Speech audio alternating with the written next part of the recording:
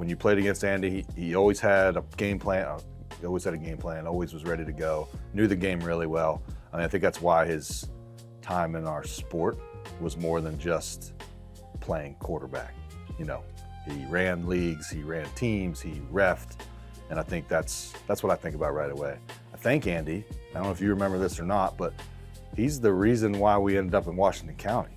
We had come to a tournament or two, and then that fall he was originally going to bring a team up, and then something happened, he wasn't able to. So it's actually Andy's fault that the X-Dogs ended up in Washington County. But so, you know, that's the other side of that I always remember, because, you know, him not being able to come for 1 year got us in, and yeah, super grateful for that. My first thing with Andy is I appreciate how much talent he brought back to the league when he came from Baltimore.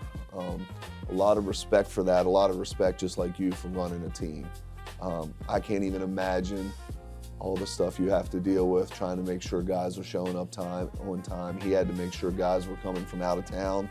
And Andy had a lot of loyal guys to him. His core group, they were very loyal to him, Scunyon, Greg, those guys. And as a quarterback and as a guy who got to see kind of everything that you were dealing with, I had a hell of a lot of respect for Andy having that core group.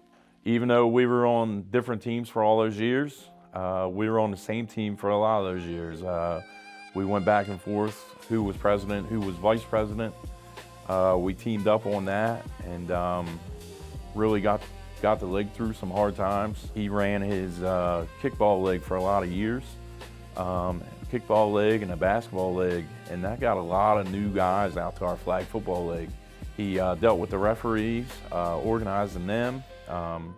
Like I say, we were a good team. Andy Hoffman, quarterback, Red Knights. You know, I came back to the Washington County League after 10 years in Baltimore, and it was my dad's league, and it was your league. And there's a piece of this that will always be part of the Hoffman family.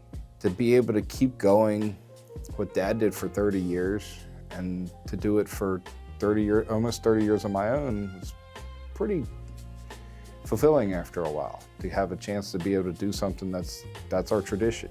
We both love Miami Hurricane, but I think at the time somebody already had that name, the Hurricane. So for some reason, I don't know how he came up with the Red Knights, but he said, man, do you mind if we call the Red Knights? I found a whole bunch of gear at Gabriel's up in, at that time he was living like in Aberdeen. And he said, man, all these jerseys and stuff, we could just be the Red Knights. I'm like, man, I don't care. I just want to play football. So he actually came up with the Red Knights. A lot of people know that we both like the Hurricanes. It was like, how y'all wasn't the Hurricanes? Somebody already had the name. I think that it's about time that a wife gets to talk. I think there have been a lot of us who have stood on the sidelines and been supportive, and I think we have a different view, right? Like the guys who are going to battle on the field with them see one side of the player, and I think we see another. My boys are who they are because they grew up on the sidelines. Now, they learned a lot of things a little earlier than I wish they would have, but I also know that as a result of that, they have people that they could call at any point in their life and ask for help. And they have a network, a vast network of people. And that's what flag football was for Andy, was that creation of an additional family. One of the things that I love about him and very realistic with him about was the fact that even though he had played on the Red Knights, there were 4 or 5 years that it was the Red Knights, it was Miller Lite / Broad Axe, and it was the X-Dogs, the top 3 teams in the league. And I'm gonna be honest, Broad Axe and the X-Dogs has consistent players every week. And you knew who was gonna show up and which players were gonna be where. And you didn't always get that with the Red Knights. They were always a fun ragtag group of guys who would just be like, hey, I felt like showing up this week, and you never knew. So he would work with whatever he had. He introduced flag football to so many people, and I don't think it would be where it's at in Washington County or along the East Coast without him. One of the other things I remember, this is my little side story, it's actually about Drew, is that Drew, I know really liked me, but also like really hated me for a long time, and he used to always get on my case.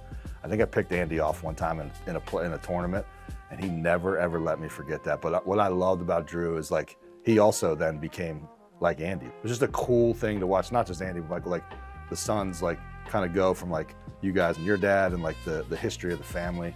I don't know, just a side note I think is pretty awesome. So he was with me all the time. He would come out and him and you boys would all be out there, and we'd have a great time because they would be up playing football and I'd be playing football.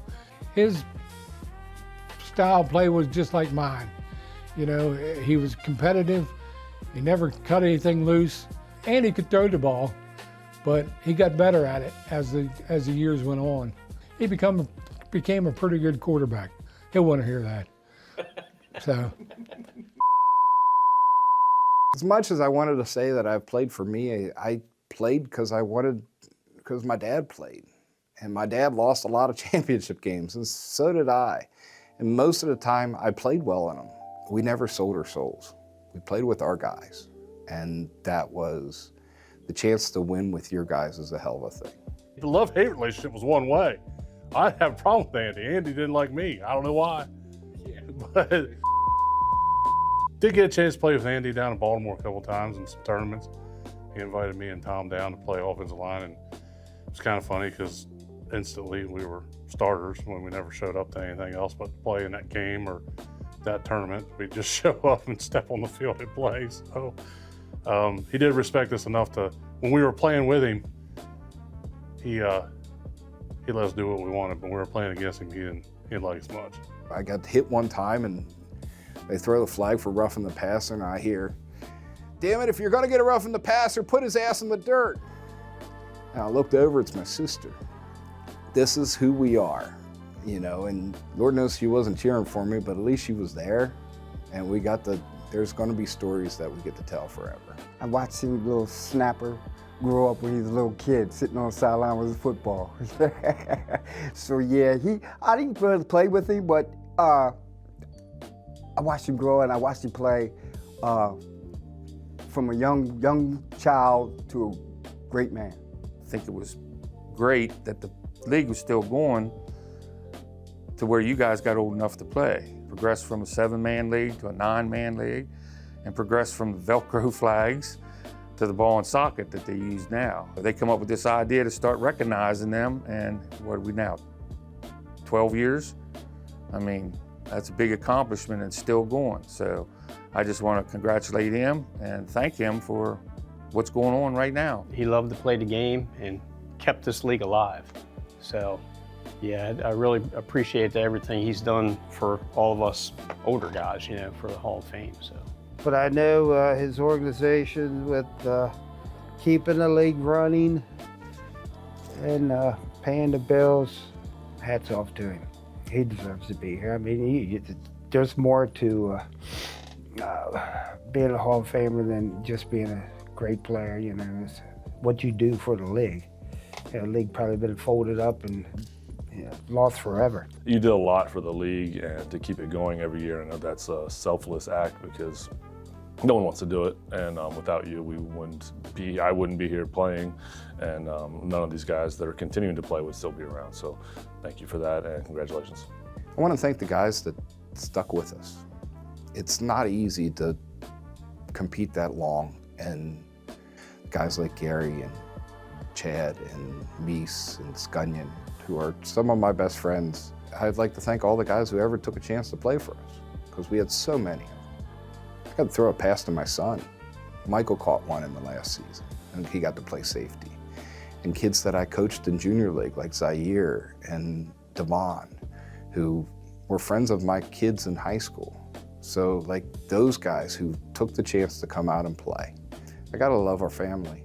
My wife, the trips we got to make, that was a football trip that she put up with, knowing that, yeah, this is supposed to be a business, but it really wasn't as much.